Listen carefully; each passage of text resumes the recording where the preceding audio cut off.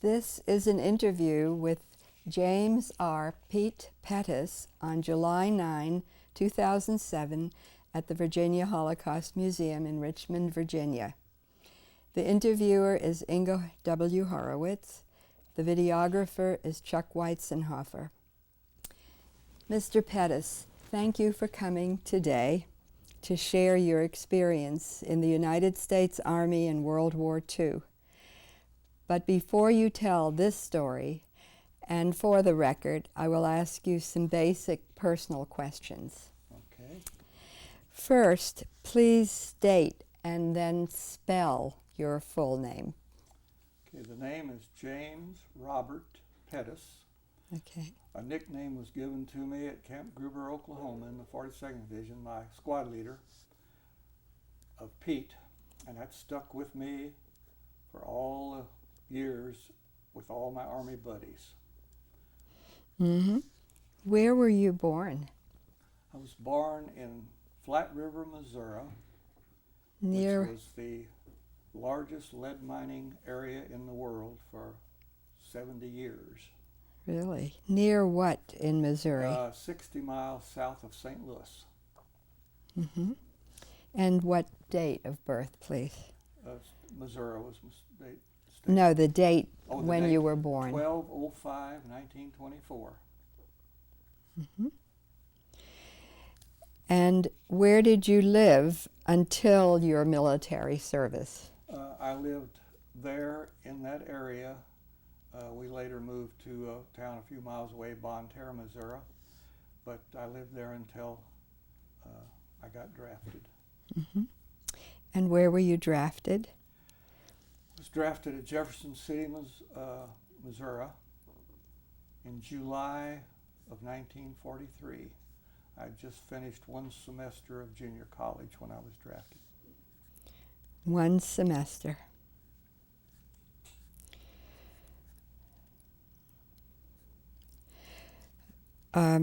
And which branch and division of the armed forces?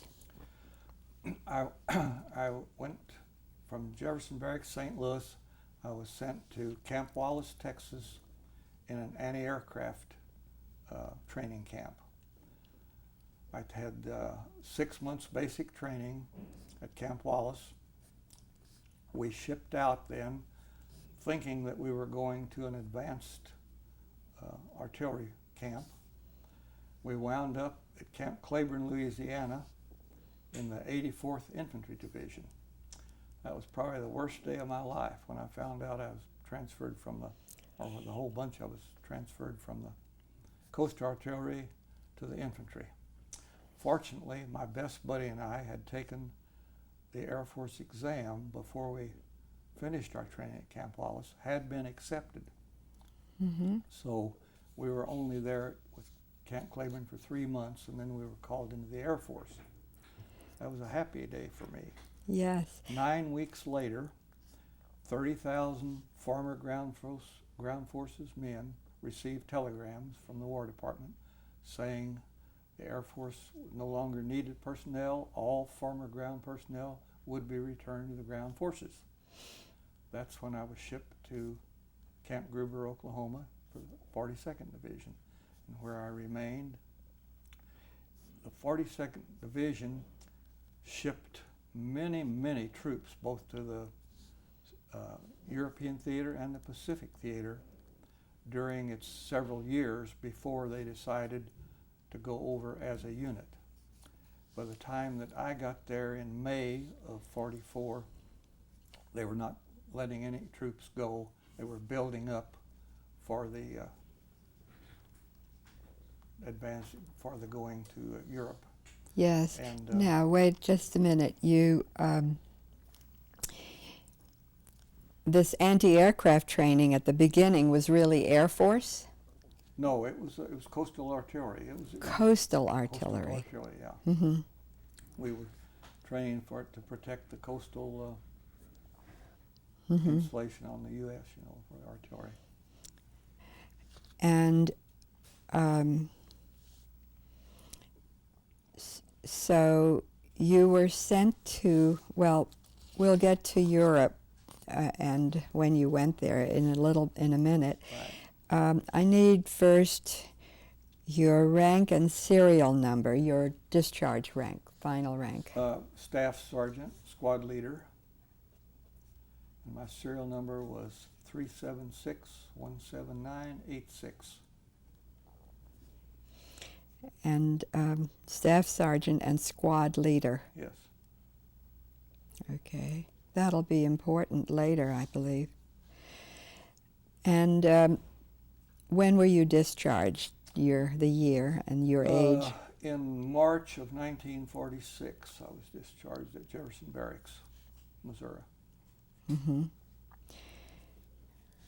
Okay. And can you generalize? Can you say what your duties in the military were other than squad leader? Is there a way of generalizing? Well, I went overseas as a Browning automatic rifleman. Mm-hmm. And it was quite a while later that I was promoted then first to assistant squad leader and then later to squad leader. Mm-hmm. I see. Did you earn any military decorations? Yes, I was awarded a Bronze Star, and it was as a result of a episode in Wurzburg. Mm-hmm. We were pinned down by sniper fire. My squad leader asked me to see if I could slip out and around the rubble and get on the back side of the snipers, and I took another man and we went around, worked our way around several blocks, came back, and we could hear firing from looked like a basement under a pile of rubble. I eased my way down the stairs to the basement, and there were 3 Germans, 2 at one window, 1 at another window, standing on benches, firing at the troops, and I eliminated 3 Germans, and for that I was awarded the Bronze Star, which was awarded to me after the war at Bischofshofen, Austria. Mm-hmm. Good. Then, of course, all of the rest of the normal things like the Combat Infantryman Badge, we had a French award, we had the European Theater with 3 battle stars, ribbon, a Good Conduct Medal, all the usual things that everybody got. Yeah. Now, so you were drafted in May of No, I was drafted in July. July. Yeah, July the 6th. Of course, I have that.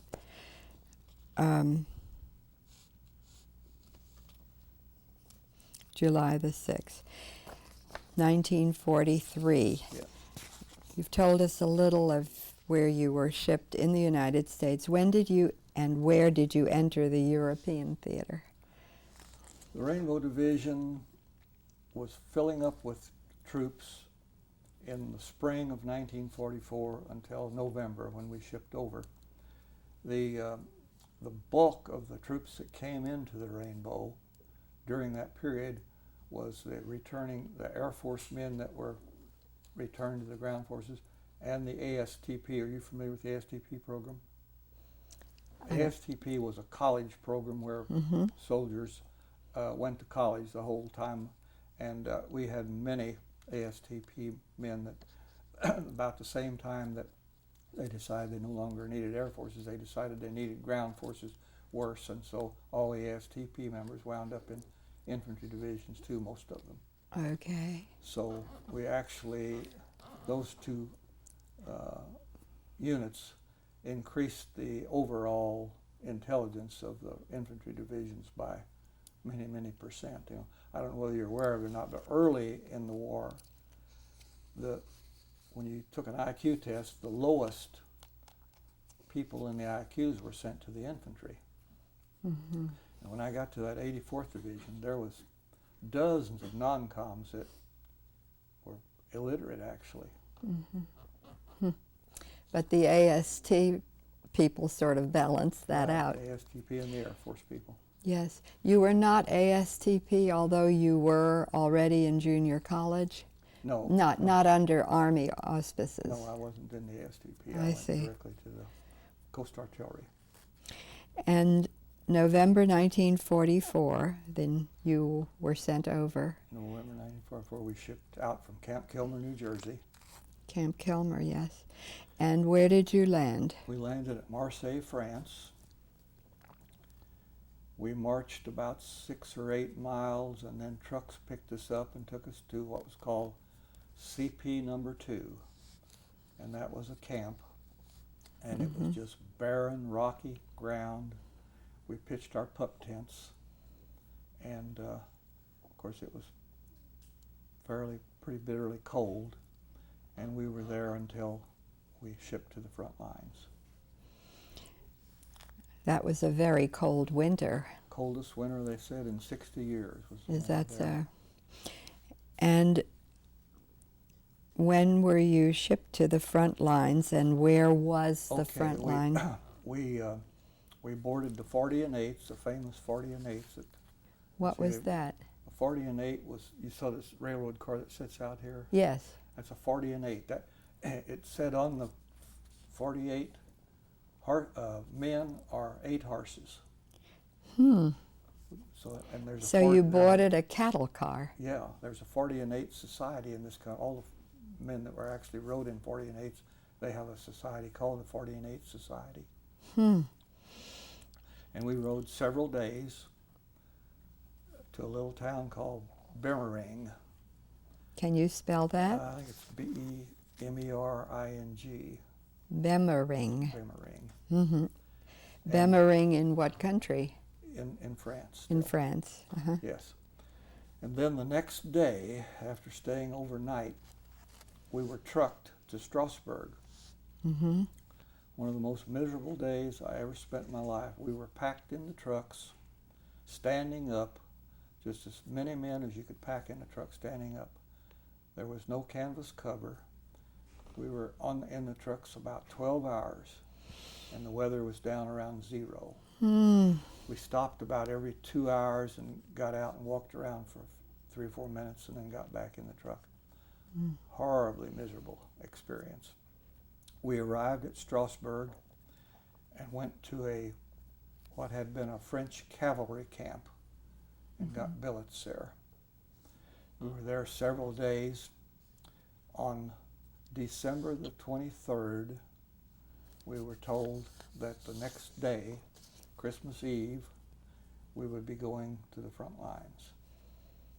On Christmas Eve morning, we boarded ducks and traveled to the Strasbourg area. My company was actually at the Chateau de Ville, which was a former French colonel's mansion, and it's only like 100 yards from the Rhine River, and it was right on the Maginot Line. There were concrete pillboxes right there. We dug foxholes. Fortunately, my platoon got to stay in the chateau the first night while the other platoons were in foxholes. Unfortunately, since we had a nice place to stay, we were sent on a patrol. We ran into a German patrol. Now, was this your first encounter with the enemy? First encounter. We came up over a dike, and the Germans came up over the dike, and we met right in the center. They turned and ran one way, we turned and ran the other way. We were so startled. So there was no shots fired or anything. We came back and reported that we had run into enemy forces. And then from there, we moved many places, La Watsenal, France. Then you later, gave me a long list of the places. Or do you have it there? I thought that was a very interesting, here. You might just use it to refresh your memory of the... Yeah. December 31st to January 7th, we were at La Watsenal. Mm-hmm. Then on the 8th, we went to Oberhofen. The 9th to the 19th, we went to Schierhofen. These are all towns close. Yes. And all this time you were encountering the enemy? Yeah. You well, were moving. No, we encountered, the first enemy we encountered was on the 5th of January Mm-hmm. in the Watsno area on a patrol. We had 2 men that were severely wounded when they ran into a German patrol. And that was the first that we knew that there were Germans on our side of the Rhine River. But you already, on December 23rd, you had been sent on patrol and Right. encountered Germans. Yes. So this was the second Yeah, this was the encounter for second you. encounter. Uh-huh. Yes. And then we were from about January the 15th to the 18th, we were on a main line of resistance south, Company K was, south of Sessenheim, France. Mm-hmm. We had one company, Company L, 232nd, was in Gamsheim. The Germans, when the Battle of the Bulge failed, Hitler pulled all the crack troops out. He had several divisions.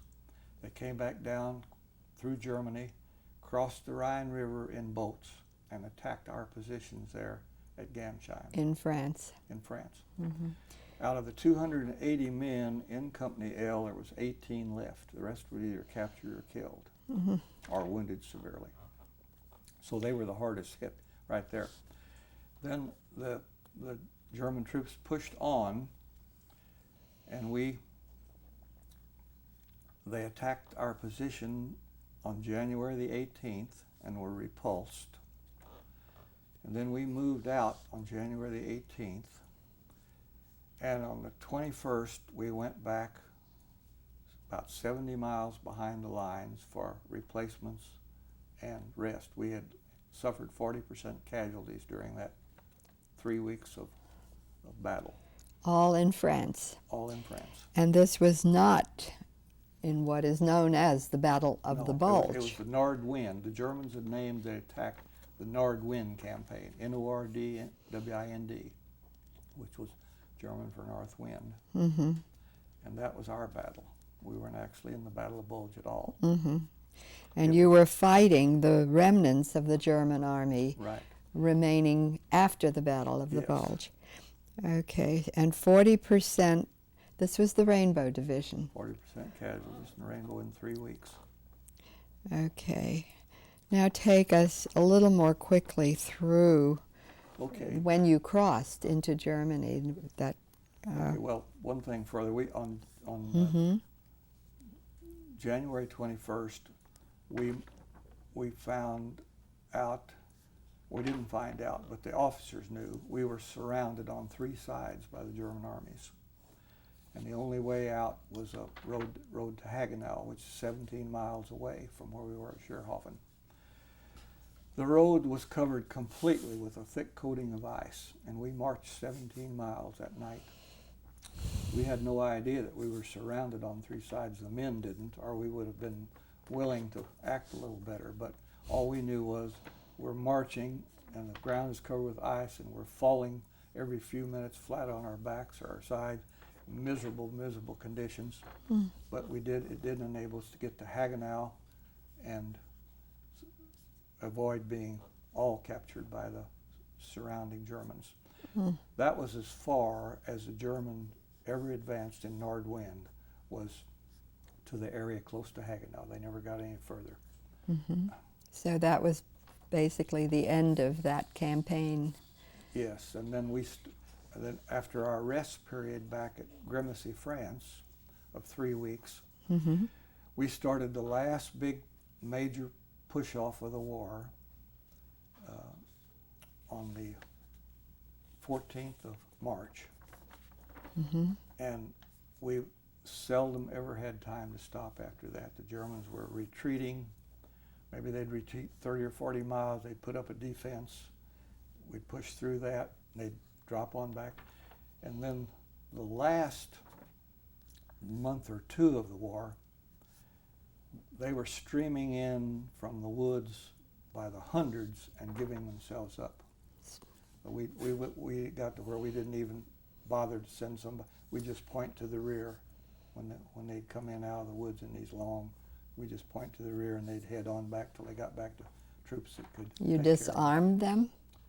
We did disarm them, yes. Mm-hmm. Most of them had already thrown their arms away. They came with their hands over their head and their arms were already gone. Mm-hmm. There was a few carrying pistols and they were disarmed. A few of the officers. Mm-hmm. So that was from March 14th. From March 14th till the end of the war, we were on a constant move. Constant move. How many miles did you cover, do you know? We figured we covered 750 miles all the way from Strasbourg to Munich. Now, when did you crossed the Rhine at Strasbourg? No, we crossed the Rhine River at Worms, Germany, on Easter Sunday, 1945. And what date was that? Well, that was going from France over to... Yes, the date. No, Easter see, the Rhine Sunday. River there is all in Germany. Mm-hmm. We actually crossed into Germany Earlier. in March the 18th. Mm-hmm. And see, the Rhine River makes a big turn there and Germany extends over. So we were well into Germany when we crossed the Rhine River at Worms. And where did you cross into Germany? We crossed into Germany at a little town called Ludwigswinkel. Okay. Ludwigswinkel. Mm-hmm. And that was the famous German mainline fortification. They called it the West Wall. We called it the Siegfried Line. Oh, the West Wall. Yeah. We've heard at Ludwigswinkel. Right. Mm-hmm. Mm-hmm. And we got when we crossed Ludwigswinkel and we turned the corner, the second platoon was in the lead of the battalion. We were looking at high mountains ahead of us. We were on flat ground looking at the mountains, and we started toward the mountains, and when we got about halfway to the river, that was a Sarbach River there, the Germans opened up with machine guns from the mountainside. Mm-hmm. So we immediately, there was plowed ground on both sides. We immediately all dug for the ground and had our trench shovels and dug a little trench and rolled over in them. And then we were there until and the rest of the company just stayed, didn't turn the corner in town. They just stayed back there. So we were pinned down out there, the one platoon. We finally got orders sent up to us by voice to get up one at a time and zigzag back and try to make it back to town. Fortunately, we all got back to town. Only one man was wounded, and he shot himself through the hand getting out of his trench with his rifle. Mm-hmm. But we all got back into town safely. Hmm. The next night after it got dark, we were sent back down to this little road that was right on the Sarbach River looking at the Siegfried Line. Mm-hmm. And we dug foxholes. We could only dig about 18 inches because of the water table being high there from the river. We put what we dug out in sandbags and put a ring of sandbags around our trenches. We had 4 tanks with us, and four foxholes were dug and the tanks pulled in over them. Myself, I was out in the open, and we were there the next day when the Germans opened their eyes and see these 4 tanks sitting down there in plain sight. Why, all heck broke loose, of course. They shelled us, and if you just raised your K-Rex box up above the edge of the foxhole that far. I can't read.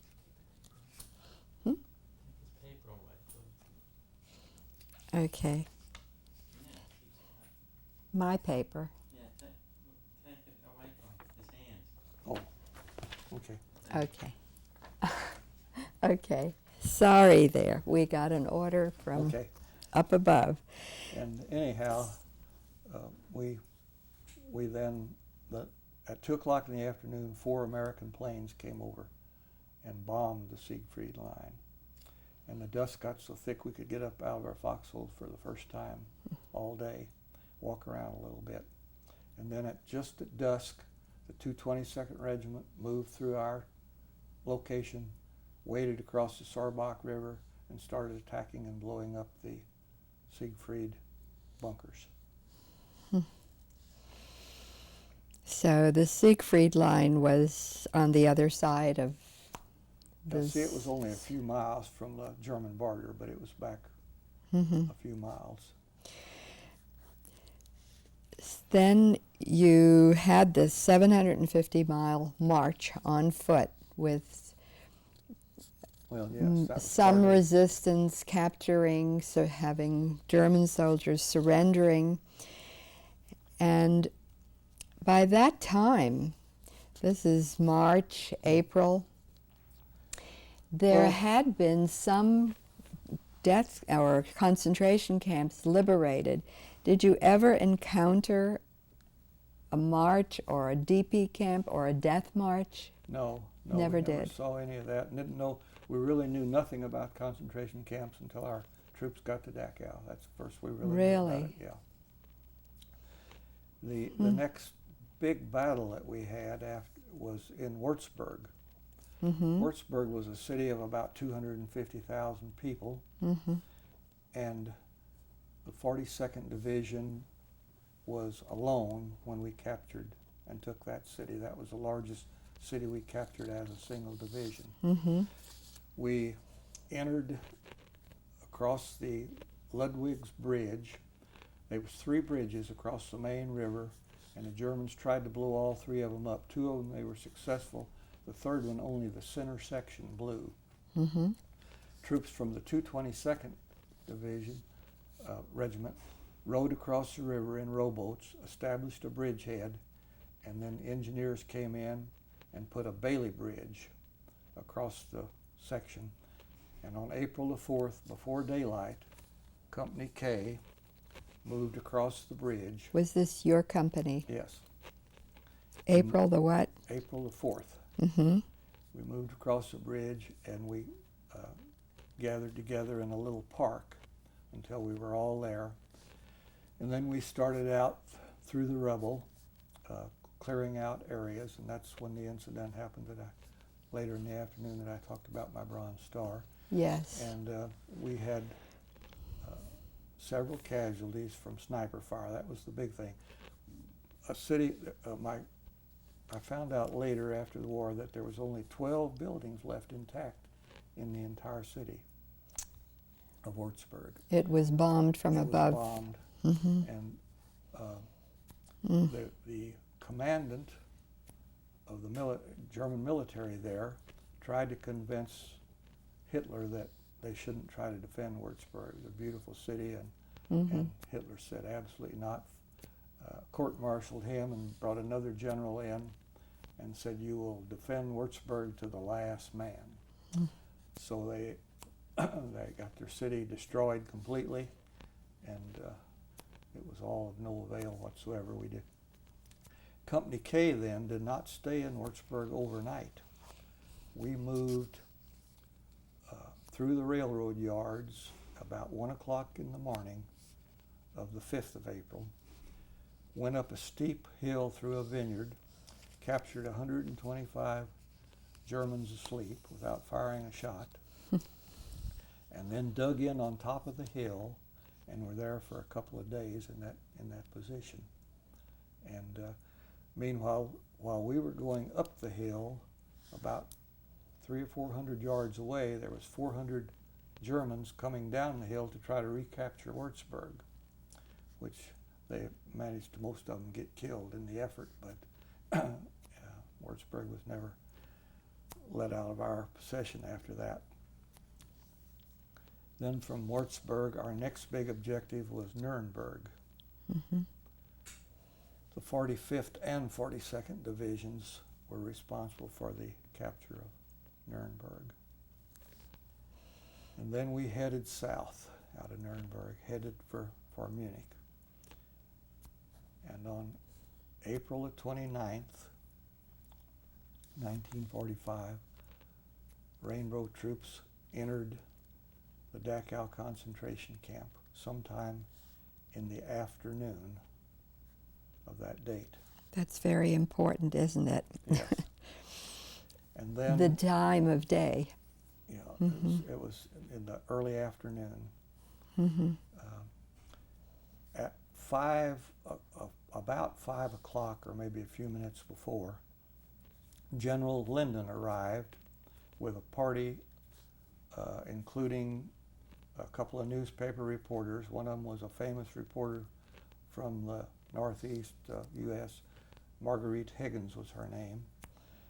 There was a reporter by the name of Peter First, and he wrote an article which appeared in the Stars and Stripes paper on May the 2nd, 1945, which was, of course, only a couple of days after the liberation. Mm-hmm. And he only mentioned the 42nd Division as being the liberators of Dachau. He also claimed that Marguerite Higgins was the first American to enter the camp, which was blatantly wrong. In the first place, there was American soldiers in there from the 42nd Mm-hmm. several hours before. In the second place, General Linden probably went in ahead of her when he arrived. The camp was surrendered to General Linden at 5:17 p.m. on that date. 5:17. Surrendered by the commandant, By was the German? All the Nazis had flown the coop before, several hours before, but there were some German soldiers that were defending the camp from the guard towers, and they had to be taken out. Had to be, there were several of them shot. The prisoners, actually, the minute the gate was actually entered, they began to grab clubs or anything they could find, and they clubbed to death a lot of the farmer German Mm-hmm. soldiers there. I believe I read they also clubbed the dogs. Could have been, yeah. The There, unfortunately, there was electric wires around the camp, and some of the prisoners were so eager to get to the Americans that they ran into the wires, and there were several electrocuted.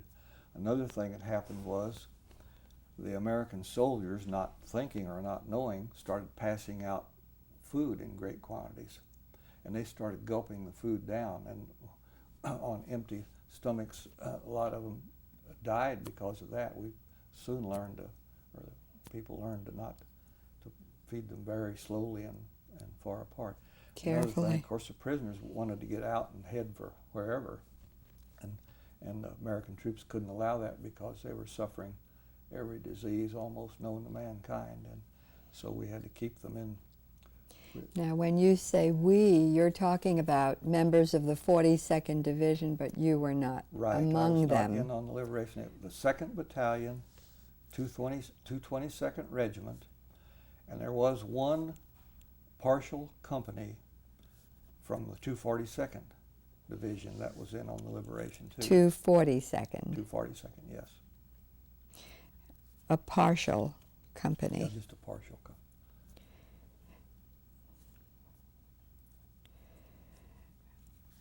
So, but Dachau was entered and liberated initially by the 42nd, the Rainbow. Yes, and the 45th Division arrived about the same time we did, but there was a Nazi headquarters group that was right across the moat. There was a moat between the Dachau concentration camp and the Nazi Party headquarters. And they arrived about the same time we arrived in the camp. They arrived in the headquarters. Gradually, they filtered over into the camp, so they were mixed together then, the 42nd and the 45th later. And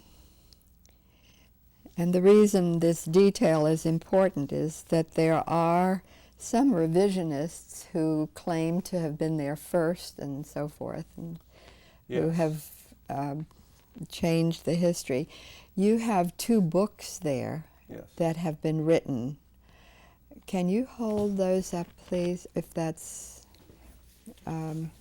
these are the authoritative books on the liberation of Dachau. Okay, this one is Dachau, 29 April 1945, edited by Sam Dan. Sam, D-A-N-N. D-A-N-N. About 15 years ago, Sam realized the importance of getting information from people, Rainbow men that were actually in the camp. So he started interviewing at the reunions everyone that he could find that was actually in the camp. So that's this book. Here, I'll take it if you like. General Lyndon's son, with all of the documents and newsreels and information that he had that belonged to his father, wrote this book, Dachau Concentration Camp, 29th April 1945, The True Account by John H. Lyndon. And he was the general. He's the general's son that wrote the book. The son, but yes. his General father was the general who Lyndon, that entered. the camp was surrendered to, yes. Okay. Now this is a good book, but there is some conflict. If you read this book alone and nothing else, it would tell you that General Lyndon and his party were the first Americans to enter the Dachau concentration camp, which is simply not true. There were Rainbow troops in there at least 2 to 3 hours, maybe as much as 4 or 5 hours before he came in. I see. Now, we're talking about entering Dachau as if... Can you describe just what you have read now and learned and heard at that time from your other members of the 42nd who were in Dachau at that time? Within just 2 or 3 days after the surrender, I was with some men that had been there and did photographs, and they were doing their own photographs, developing and processing their own photographs, and I helped them do those.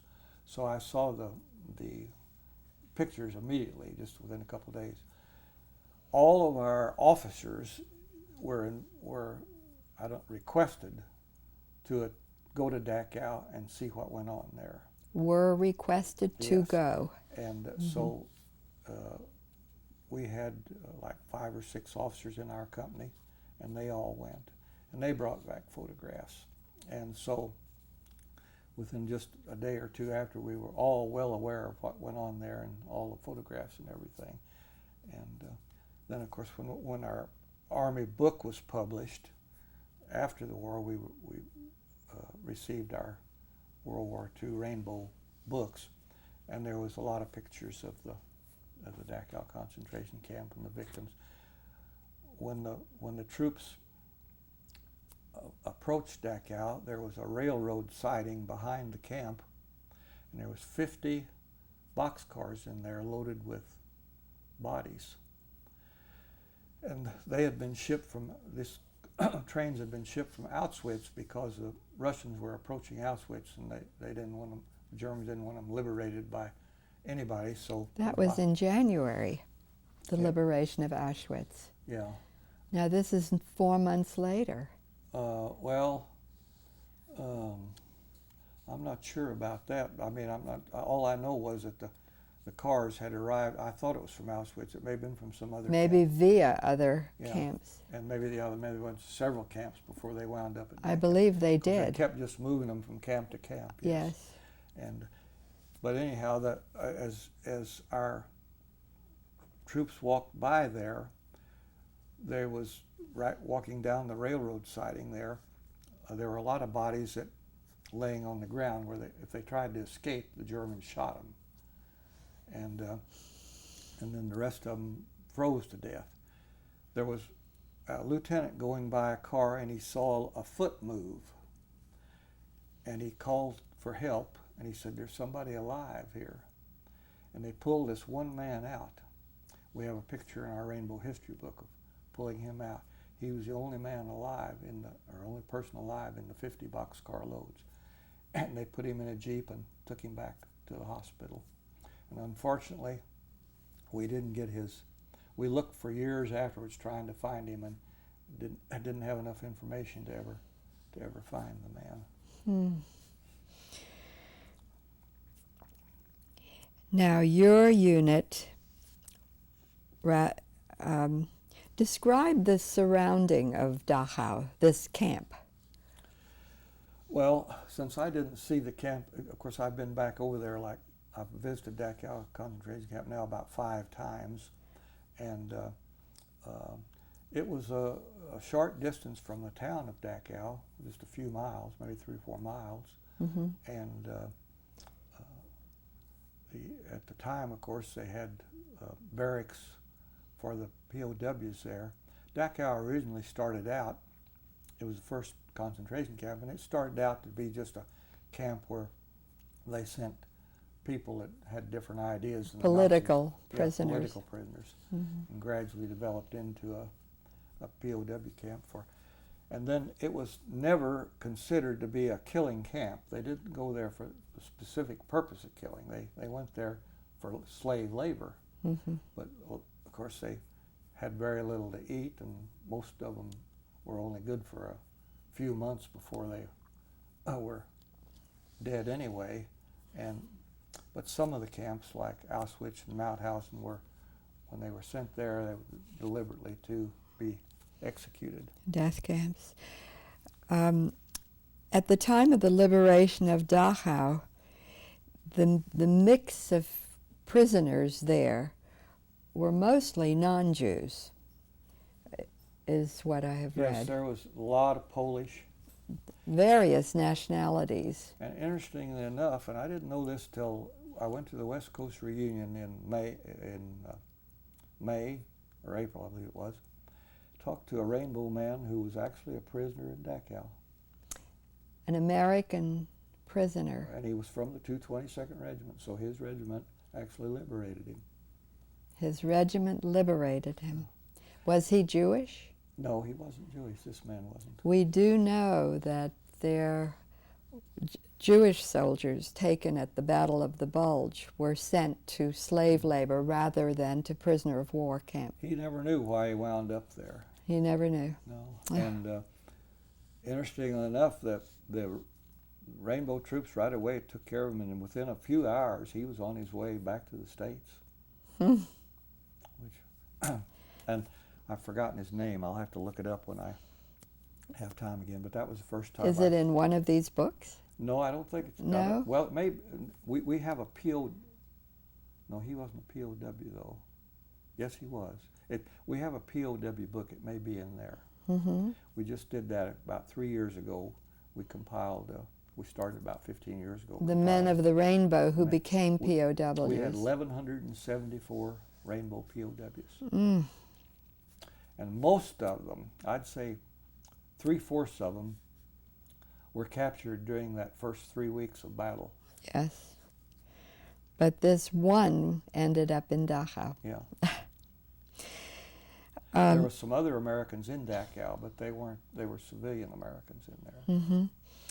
Now, let's follow your trail. You went on to... We rushed on to Munich,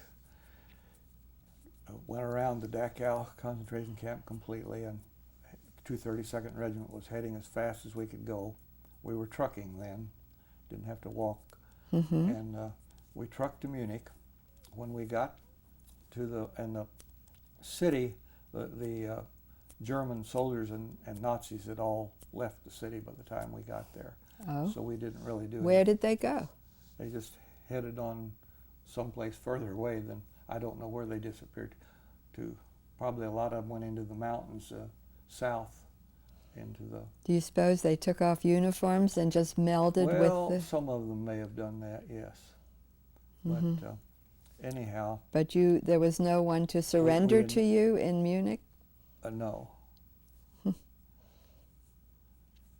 I think we did actually, the mayor of the town, I think, actually did turn over the reins to the military So the mayor surrendered. It was really not a capture anymore. It was a occupation. Yes. Hmm.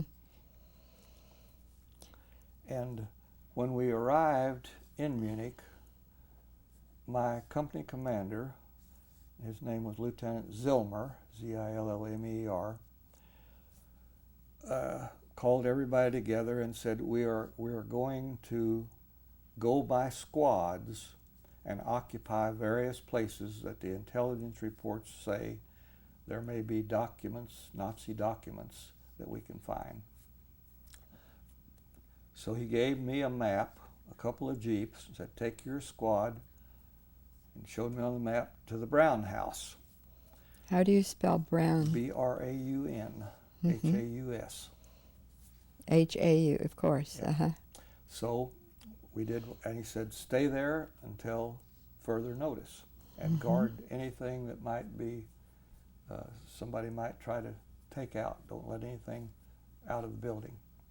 According to the intelligence report, the Brown House was supposed to be not bombed out.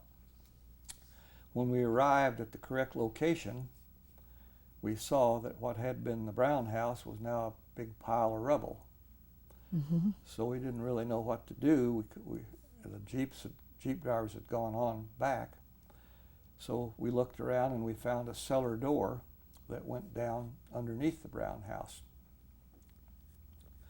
When we got down there, we found Nazi Party headquarters underground all over the place with all kinds of elaborate paraphernalia of every kind, radios, typewriters, just anything you can think of. How large was that underground, would you estimate? It was large. There was many tunnels down there, Mm. and the area would have occupied like a square city block. Really? Yeah. Hmm. And we stayed in the cellar right under the Brown House, and we sent guys out to look for beds, and they found a nearby abandoned hospital, so they brought hospital beds back. There was like my squad consisted of about 10 men. Mm-hmm. And you were the leader. I was the leader, yeah. Mm-hmm. And so we set the bunks up. We went out and got typewriters and any radios. We hadn't heard a radio since we left the States, and all that sort of thing. And then every morning, noon, and evening, they would bring our meals to us. And The Army. the Mil- Company K Mhm. kitchen would send meals to us. Mm-hmm. So we had a great time there. Mm-hmm. And on the day that Hitler committed suicide, we were listening to the radio, and you remember the admiral that took over after he committed suicide? I can't think of his name right now. Was it Dönitz? German admiral. Dönitz? He was a German admiral. I don't know if he was. I don't remember. Anyhow, No, I don't know. there was a broadcast said that the war would go on. And This admiral said. right, the admiral said this. And I had a close buddy that had been wounded there at Wurzburg. And he was in the hospital, and I wrote him a letter. And I told him, I said, the SOB that's taken over claims the war is going to go on. And anyhow, I forgot all about that letter afterwards, but several years ago, I found this man's wife. He was dead then, but I found his wife. And she told me about getting that letter, and she sent me a copy of it, so I've got it in my book too, and what I'd said about the admiral there. So anyhow, then there was this Brown House was in the Königsplatz, which is the king's palace there. That's where the Germans had all their big Nazi rallies and marches and that sort of thing. So this was the area in Munich where all the Nazi Party things had taken Yes. place. Mm-hmm. And then if you'll hand me that picture, or if I have them here, let's see.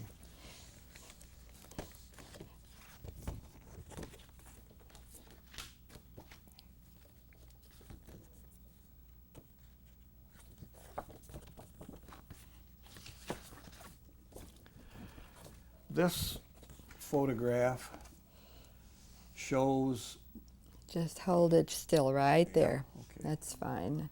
It shows the temples that Hitler had built in 1935 after he came into power to entomb the 16 followers that were killed during the 1923 beer hall push. This is the temple, and that picture was taken in 1933. No, 35. 35, yes. That's a 1935 picture of the temple with Nazis. It shows them marching in with the caskets to start putting them in the temples. Hmm. And There were two temples. there were two temples. This is another photograph of just one of the temples showing how elaborate. The Germans had a honor guard that marched 24 hours a day, 7 days a week around these two temples. It was kind of like our Tomb of the Unknown Soldier here. And that they were marching there right up till the last few days before the war. It says Eternal Guard at the Königsplatz, and here are I can count Yeah, I can read it. 8. There's 8 caskets in each temple. I see. And these were the 16 Nazis who were Killed. their heroes who And were if you killed. remember, Hitler was one of the men in the party jerked. They were on their way to try to overthrow the Austrian government, or the German government. Anyhow, one of the people in his party jerked him down when the firing started. The police were the ones that opened up on him, and it jerked his arm out of socket. And he fled from there and managed to get down to, I think it was Göring's wife's place, and hid out there. Well, and he was going to commit suicide. In 1923. No, this was when? This was when The push. the push. When was Right. that? 1923, that's Yes. right, yes. And so he was going to commit suicide, and she talked him out of it. And so they did capture him then.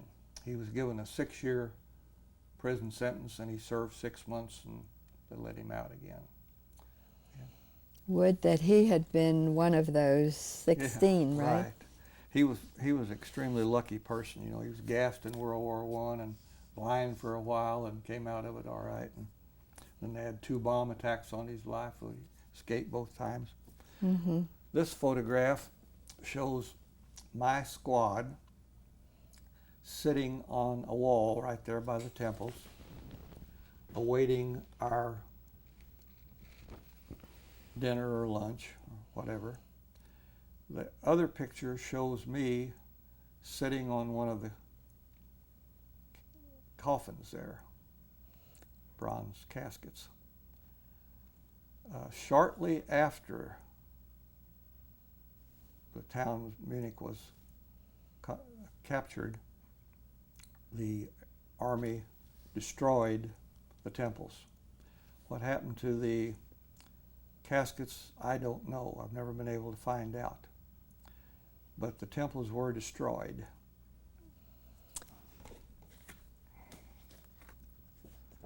This is a photograph showing at the Brown House, showing some of my buddies that were staying there at the time I was there, or the squad was there. You're not in these pictures. No. Mm-hmm.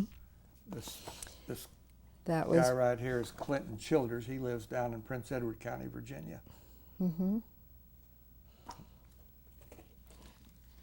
Now, I know that you live in Missouri today, and what brings you back to what brings you to Virginia at all, and gives us the privilege of interviewing you. Well, it was our Army Division reunion. Rainbow Reunion is going to be in Virginia Beach, and my wife and I started out on this trip to a square dance convention in Charlotte, North Carolina, Really? where we square danced for 4 days. How wonderful. And then she has a daughter that lives here in Richmond, so we visited the daughter, and that's how come us to come to the museum here. They were aware of it and came with us. And then from there, we will head for our reunion at Virginia Beach. Tell me, before we leave Munich at that time, did you have interaction with the citizens, the Germans who were living there? No, there was as soon as the war was close to being over, there was a non-fraternization party. We were not supposed to be allowed, except strictly in the line of duty, to talk to any civilians. Did they try to talk to you? Well, yes, some. Did they welcome you? Well, later they did. I don't think right during Munich, I don't remember anybody really. Only one thing I remember in Munich was as I was walking through town, there was a group of people gathered around a horse in a vacant lot, and a group of civilians. And we went on, my buddy and I went on wherever we were going. When we came back, there was just the hoofs and a few bones left, so we realized then they were getting ready to butcher that horse. So the city was pretty much on starvation basis food was there scarce, in yeah. Munich, yes. Mm. But of course the non-fraternization law was repealed, maybe, I don't remember now, 6 or 8 months after the war ended. But it might as well not have been passed at all, because the soldiers were looking for female companions, and there weren't any men. All the men were locked up in POW camps, most of them. So the only men you saw were in their 80s, probably on up, and children 12 or under. And but anyhow, the fraternization law was really not of much value. No. Everybody was fraternizing. You mentioned earlier that you have returned to Europe several times, but until you started doing that, when you first came home, were you able to tell others about your war experiences? Yes. You know, there's all different varieties of people. Some people some men that were in the Rainbow would never tell anybody anything. They were so shocked over what they saw or done, they just kept it bottled up. What about you? No, I was not that way. I started writing my book in Austria as soon as the war was over, making notes.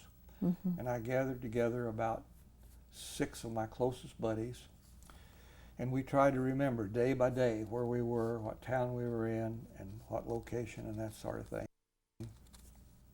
And I had a typewriter, and I was typing all this up as we talked about it. And that was my original book, came from those writings. And of course I added lots of things later that I remembered, but that was the basis for the And I thank you for reminding me. There's one other question before you go to the future. What about Austria? After this time in Munich, you then went on, and that's interesting. Please tell us about that. We occupied Austria, and General Collins, our division commander, was actually pretty much the supreme authority there.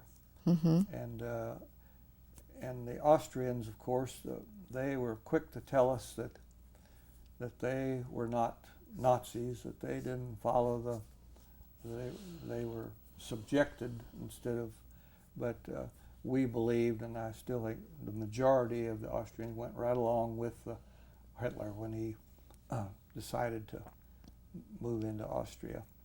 But Austria was a great country to be in, and the civilians treated us very well, and we hired them to do cooking and in the camps and that sort of thing, and we had a really good time there occupying Austria.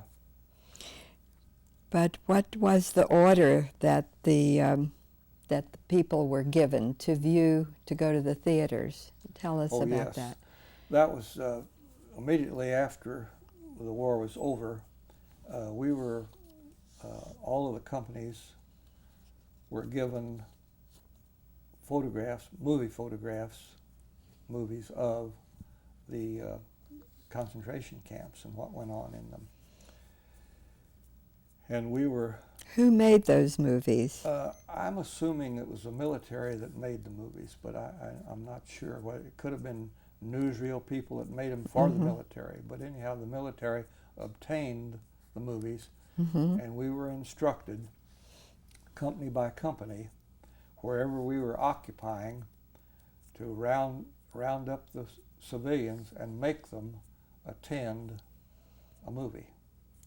And I remember marching, maybe, I think an average theater in a small town that we were in might be 200 or 300 people. We'd round up 200 or 300 people and march them to the movie theater. And then we just stayed outside and made sure that they stayed there for the movie, and we probably had a guard or two inside also. I remember my reaction when they came out of the theaters on their way back to their homes. Most of them looked like they were in a state of shock or were crying, tears rolling down their cheeks. But there was always a handful or two that were laughing and treating it as if it was all a big hoax. And that was the thing I remember most about it, was those few that wanted to make a joke out of it. Yeah, you had told me about that. I thought that was pretty important. On my trips over, the first trip I went back was with the Rainbow Group in 1976. And it was called the Trail of the Rainbow Tour. And we started out at Strasbourg, and we made the whole circle. And it was in a great cars trip. or buses? We were on a bus from Holland. Our bus driver and the bus came from Holland and picked us up at Strasbourg and made the whole route. And when we got to Munich, there was a captain that I had met. He was our 3rd Battalion Executive Officer. He was on a trip. He wanted to go with me and wanted to find those temples and those sites right down in the downtown Munich. So he and I started out. First thing we did, we asked our guide, and I asked her, and I had forgotten it over the years. I had forgotten about 2 temples. I was only thinking about one, the one that was right closest to her. So I asked her about this temple. She kept referring me to some monument down in Munich that was not, so Not what you had in mind. we walked around there, and we couldn't find where the temples were at all. We just weren't oriented well enough to do it. And so in 1995, the German and French government invited us to come back, invited the Rainbow Division specifically to come back and be wined, dined, and entertained for the 50th anniversary celebration of Victory in Europe Day, which we did. And so after the ceremonies there, my best Army buddy and I had rented a car, and we were going to go back and cover our whole trail. And in Munich, I took photographs that I had taken during the war there after the war was over. And so I could take those photographs and pinpoint exactly. Then we found the location of the temples, and we saw that the Germans had just let them grow up in brush, and the only thing remaining was the moss-covered steps going up and down. And so that's how I found out exactly where they were. Then I went back in 1997 to visit a German pen pal who was a former German prisoner of American POW camp, and he was from Cadelsberg, Germany, which is near Nuremberg. How did you meet him? He had written a book to describe what happened on the day that the Company K took the town of Cadelsberg, captured the town. Their 1,000-year-old castle was burned to the ground.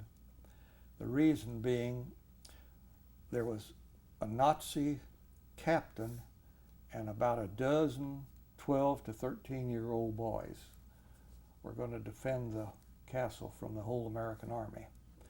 This was like 3 weeks before the war ended, so anybody with any sense at all knew that it was all over except those fanatic Nazis. The Lutheran minister went to the castle and tried to talk the Nazi captain into taking his troops out and leaving so the town wouldn't be destroyed. And according to the Lutheran minister's chronicles, he said, the Nazi said, "You get out of here right now or I'll shoot you on the spot. We're defending the castle." So when the American tanks approached, I guess the captain gave the orders for the young boys to start firing rifles at the tanks, which of course was completely foolish because the tanks opened up with rocket fire, and one of the shells apparently went in through the wooden side, and it laid there for several hours because the castle didn't start burning until 8 o'clock at night after it was dark, and we had completely captured the town by 4 o'clock in the afternoon. So because the castle didn't start burning until 8 o'clock at night, there was two ideas of the German civilians there of what had happened. Half of the town thought that the Nazi soldiers set it on fire deliberately because they were asked to leave. The other half thought that the American soldiers had deliberately sabotaged it. So this man, who was a very influential person there in Cattlesburg, decided on the 50th anniversary to write a book and interview everybody that was there at the time and try to settle this once and for all. How the castle was destroyed. Well, it just so happened when Norm and I got to Cattlesburg, and that's where my best buddy Norm, who was my platoon sergeant, squad leader and then platoon sergeant, he got 4 machine gun bullets through his right leg here at Cattlesburg, shattered 4 bullets from here to here, shattered his leg completely. And that was the end of the war for him, and he was in the hospital 18 months afterwards. But anyhow, when we went back and I took him there, we were in a restaurant eating supper, and there was a German man that looked to be about our age was the owner of the restaurant. So we asked him if he was a German soldier. He said he was. And I pointed to Norm and I said he was wounded in this town on April the 17th, 1945. He got real excited and he ran back and he got this little book and he brought it back and he handed it to us. It's all German, of course, and there's a picture of a burning building, and I could see April 17th, 1945. And he gave it to my buddy and pointed to him and said, "This is for him because he was wounded here." So I took it home when I got home and I translated it. You were able to translate? Yes. You speak German? Well, no, but I had 2 years college German, and then I had a computer program that would translate. Help you. Help me. At least I didn't have to look up words, you know. And so I translated, and it was the whole account, and that's where I got the information on the Lutheran minister going there. Yes. And all the other things.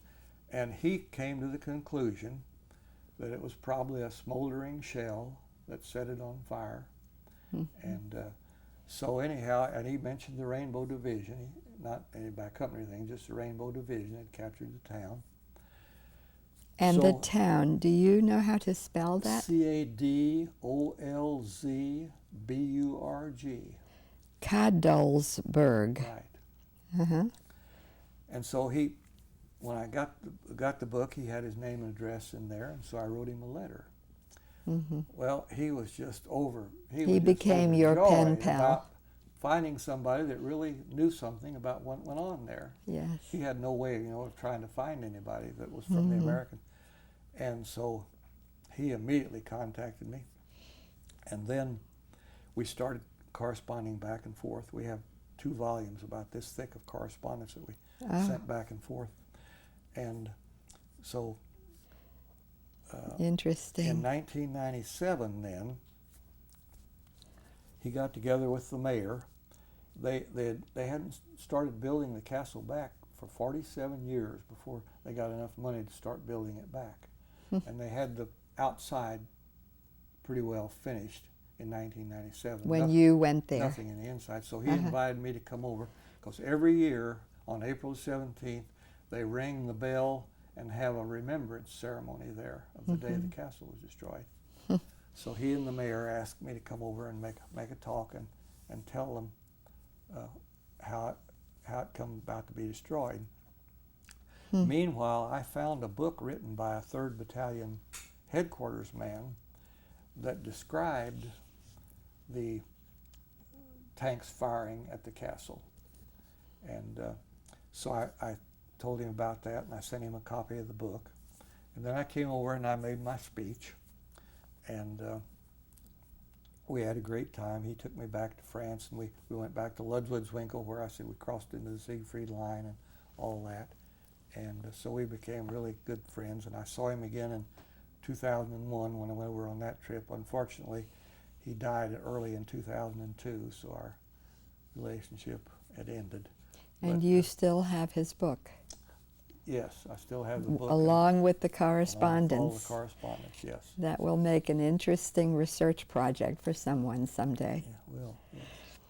And he was a great guy. He was a concert violinist, and What was his name? it was Albrecht Treuheit. Treuheit. That means truth. Yeah, Treuheit. Mm-hmm. He was a leading citizen of town. He had organized a symphony that came once a month to the restored castle and gave concerts. So, And so moving on, you returned the following year. Okay, in 1998, the French government invited us Again. to the 75th anniversary of the end of World War I, because Rainbow was a World War I division also. Mm-hmm. And so we participated in all those ceremonies there. And in 2001? In 2001, we were again invited for another French ceremony, and I had 2 van loads of Farmer Rainbow people, and there's a couple of spouses, and we went back and covered the Trail of the Rainbow again. And my son was with me on that trip and drove one of the vans, and he was so interested in the whole trip that he told me at the time, said, when my children get a little bit older, he said, I want to take my sister and her husband and their family and my family and go back on that trip. So in 2005, we were invited to Amsterdam and to Dachau for the 65th anniversary. And we did that, and I hoped my son and family could come with me. That was in April? Yeah, it was in April. Uh-huh. We were there at Amsterdam at we had the ceremony exactly 5/17, April the 29th. And then we went on to Dachau and had the ceremony there the next day. And so then, because my grandchildren were not out of school, we scheduled a trip later in that year to go back and follow the trail.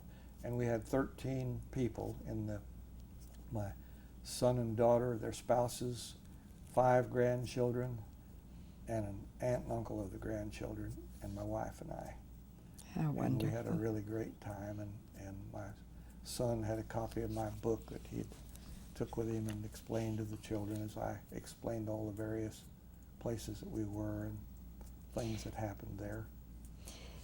Tell me, having been back now 1, 2, 3, 4, 5, 6, 7 times, have you been able to separate your feelings for Nazis from your feelings about the German people? Well, you know, most of us really didn't harbor any ill will against the German people or even the German soldiers. Most of us felt they were doing what they thought was right to their country, just like we were. The Nazis we hated with a passion because they were fanatics. We knew they were fanatics, and I still feel the same way about the Nazis.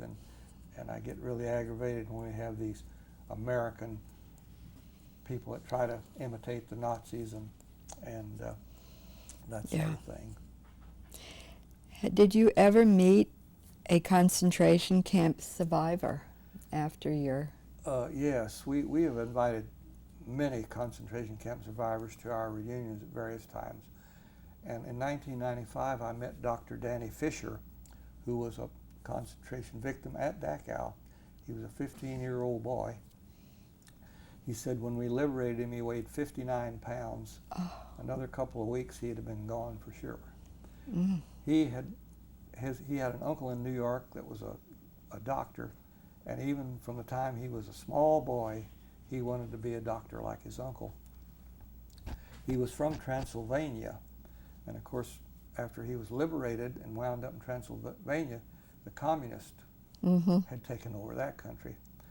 So naturally, he wanted to get out of there, and he tried to get a permission to go to the United States, and they wouldn't allow it. He finally managed to get permission to go to Paris and study medicine. When he got to Paris, his uncle had plane tickets waiting for him. And he got right on the plane and came to the U.S., went through and got his medical degree, got married, and so we've remained good friends ever since then. He lives in Florida. He's retired now and lives in Florida.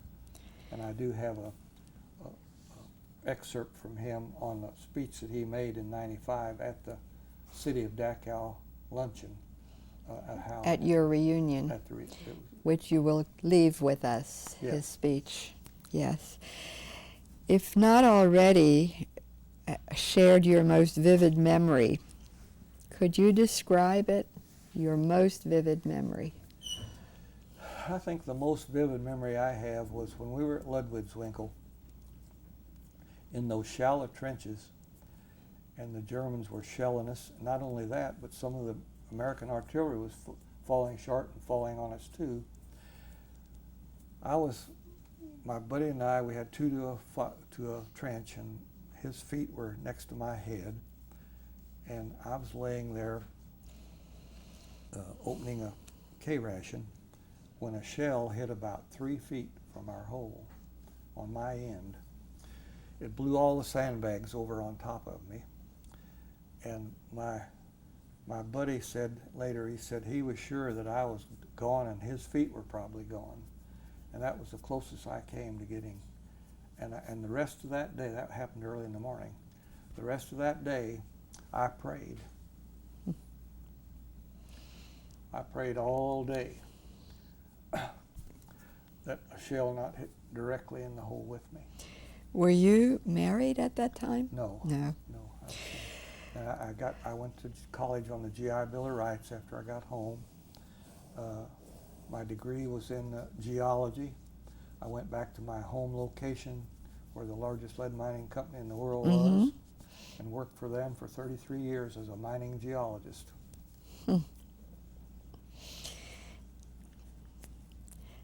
Mining lead. Mining lead. How did the war experience change your life, Mr. Pettus?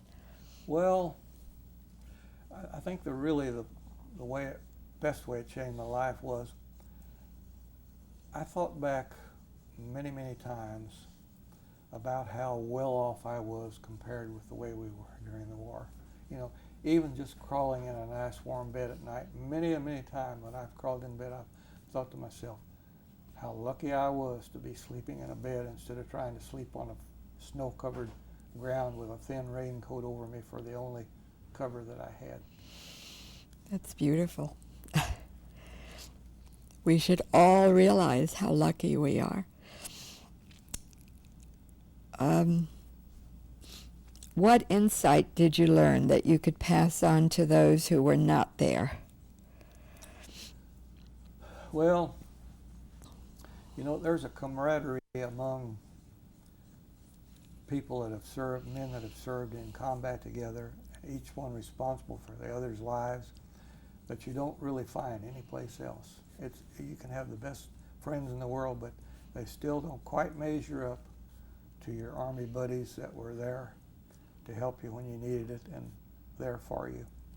And so that's the reason that I attend these reunions.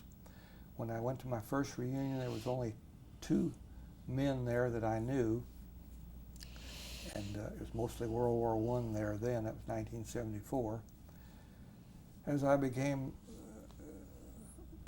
started coming to all the reunions, I kept developing more and more friends that I hadn't known during the war, but now they're my very best friends. Mm-hmm. And so that's the reason that There I is attend all the something reunions special. I can, yes. What one lesson do you think we should learn from remembering World War II? Well, I feel